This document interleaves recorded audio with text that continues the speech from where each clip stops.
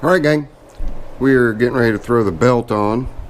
You guys can see I do have the engine out of the way enough to get the belt on there.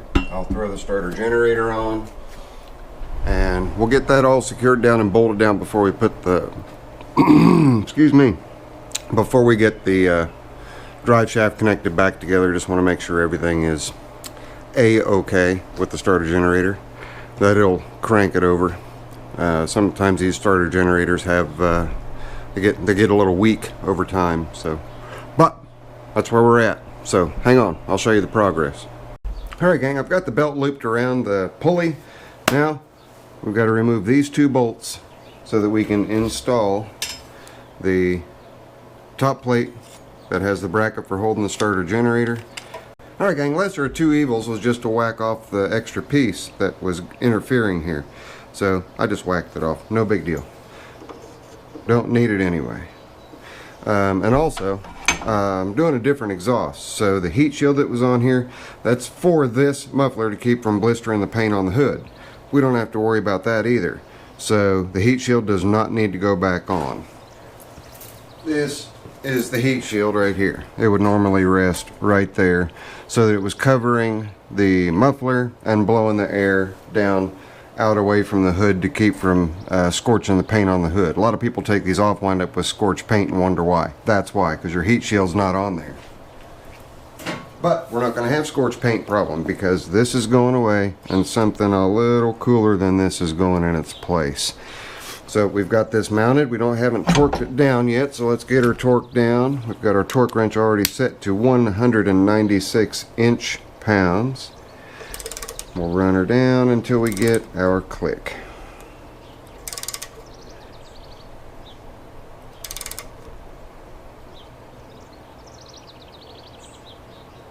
Getting close.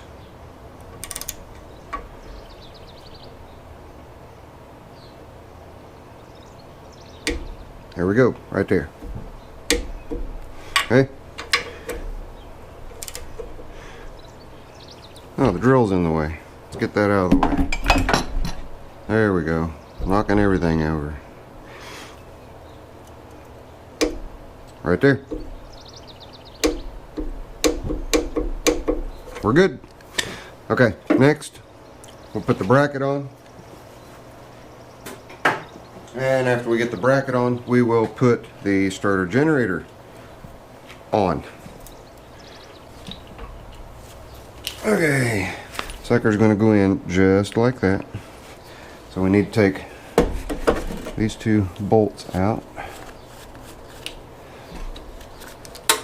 And we need to get a lock washer for that one. Where'd you go? Okay, good. We need to get a lock washer. Do I have one close at hand? I do not. Why not, Zippo? You're slacking. Slacker. It's okay. We got one. Let's get our little parts bin up here so we can get a hold of it. Okay. Just going to slide one bolt in right here.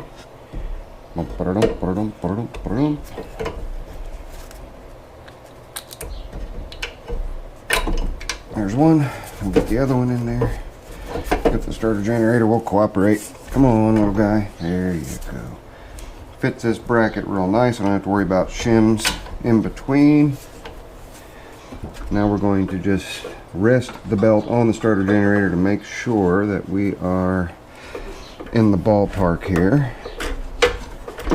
Alright, we are good. And I did have that. I've got this on backwards, so let's spin it around. I had a 50-50 shot, didn't I? And I failed miserably. That's alright. Stick that sucker in there. And then I also need a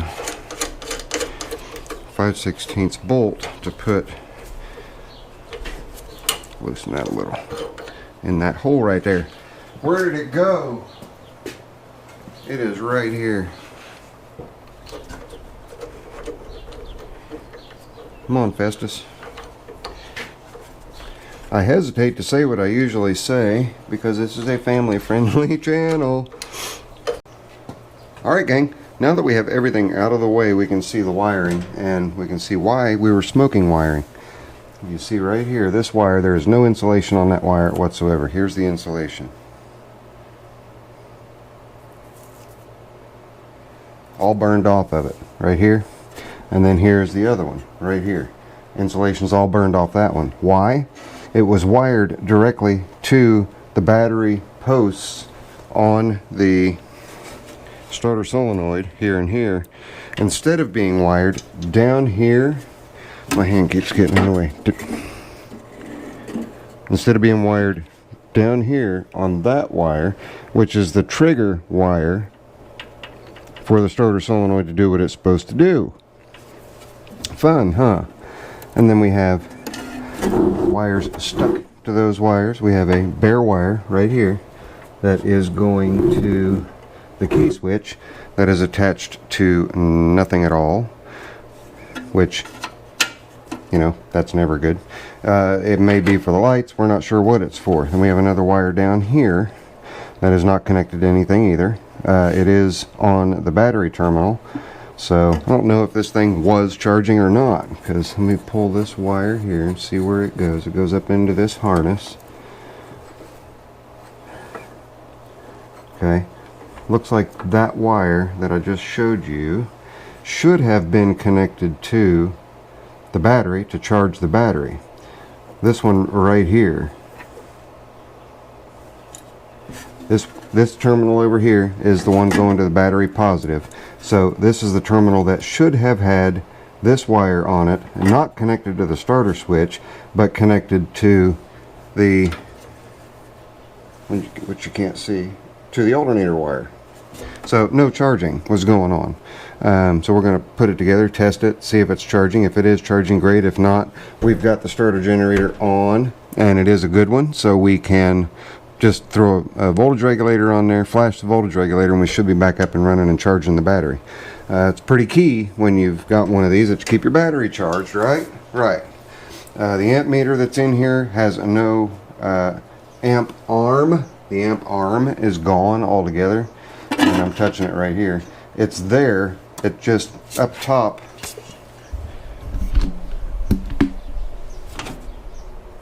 It's just blank. So we'll throw another one of those in there so that he's got a good amp meter and knows what's going on. But that's where we're at, and I'm not going to bore you guys with all this and go through everything that I found where that one goes. That one would go right here on the, okay, that's good, on the relay. We're going to bypass this starter altogether, this solenoid, and we're going to use the one that's on the engine. I know that it's good. I'm going to remove this one, test it, see what kind of shape it's in. It looks like a newer one, but it was not wired correctly. It's also a 2-terminal.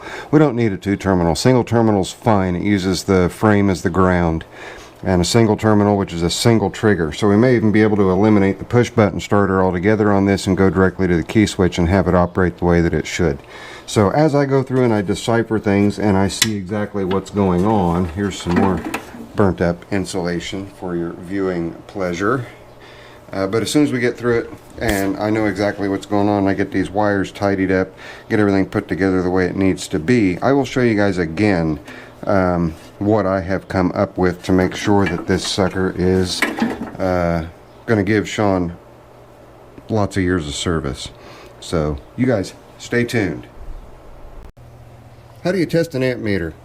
Testing an amp meter is just simple as getting a donor battery, hooking a couple of jumper cables to it, get you a light bulb, any kind will do, as long as it's a 12 volt, and just touch the positive to it, and then you'll put, or the negative to the body, you'll put the positive cable on one of the terminals. Does not matter which one.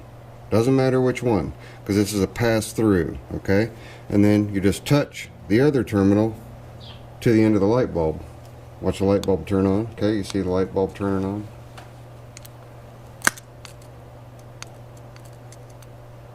Light bulb's turning on. Now we're going to look at the meter and watch the meter jump down a little bit from drawing the amperage. Ready? See it moving? Good amp meter. It's just a quick little tip for you. Alright gang, so how do you test a starter solenoid? Showed you guys how to test the amp meter. It's pretty simple. If you're bench testing, get you a good 12 volt battery. And if you've got 2 posts like we see on this one right here, you get this cord moved out of the way so you can see it a little better. Okay, since you have 2 posts, one gets negative, one gets positive.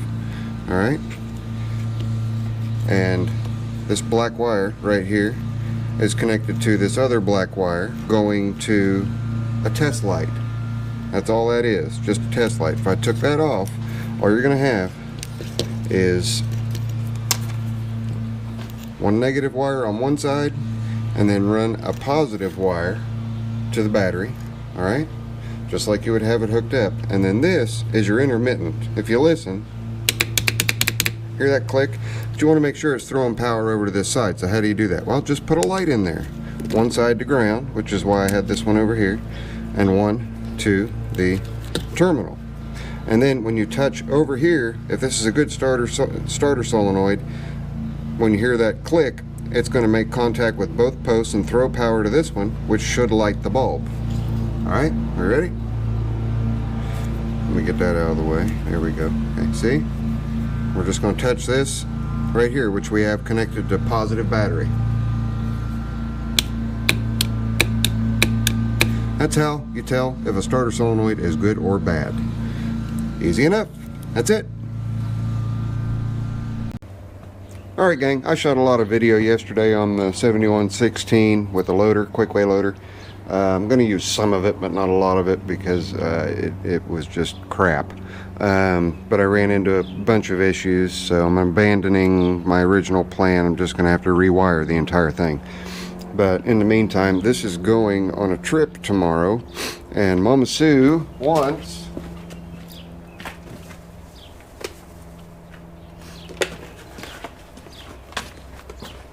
her Ooga horn installed. So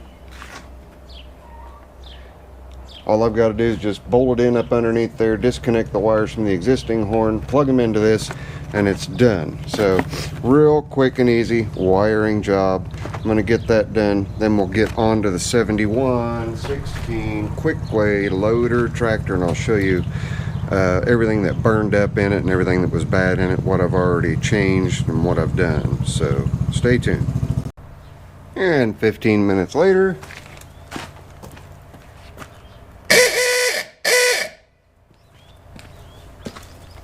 Ooga horn install complete. Alright gang, let me show you what's going on here.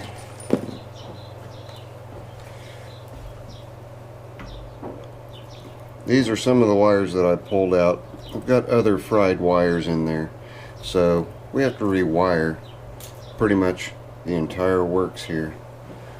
The starter solenoid that was in there was improperly wired. Those 2 burnt up wires were directly on the posts. They should have been down here to activate the solenoid. So I guess that's what you get when Amish work on something, I think Sean said was who worked on them. But I've got to go through and get this cobbled up mess straightened out. I've got a bunch of stray wires that were not connected to anything that I've got to decipher and get straightened out, and hopefully this alternator is going to charge. If it doesn't, we have a good starter generator on. Get the back thing. We've got the starter generator on, the belt is on, it's ready to go. The engine is just in suspension so that I could get the gas tank out. So he's going to get a new fuel line as a result of this. And then the switch that was used was this intermittent switch. Now, it would have been fine if it was a heavy gauge wire, like a battery cable, and one of the Delco Remy type starter buttons that I use on my older machines. Let me show you one. Sometimes the interruptions that come in are very welcome. Like this right here. That's about a 5-pound bag of candy. My neighbors know how to take care of me. I'm sure a lot of you are wondering, Zippo, why are you starting from scratch with the wiring on this? I don't want to take any chances that the alternator doesn't charge. The key switch was defective. The wiring was all cobbled up. As you can see, it was just a cobbled up mess. So, best plan of action is just to take it, start all over. All new wires, all new cables, so that when this thing goes together, it's going to do what it's supposed to do. The only two wires that remain right here are the wires for the lights. That's it. Everything else has been removed. So now what we're going to do is just put an ignition kill switch in place of the start key switch. Put a push button start like what's on the old tractors in there. Wire the regulator, flash the regulator, and we should be done. So when I get a little further along and I get the engine set back down into its happy place and get the gas tank in and all that fun happy stuff done, we will revisit the 7116 Kwik-Way loader and see what kind of progress we have made and what we've got left to do. But for now, this is your friendly neighborhood Zippo. If you guys would please give me one of those big thumbs ups for this update on the Kwik-Way. I know it's been a number of weeks since I've had a regular upload, and I do sincerely apologize for that. But we're getting into the swing of things again. So I will see you guys on the next one. It's Zippo later. I'm out of here.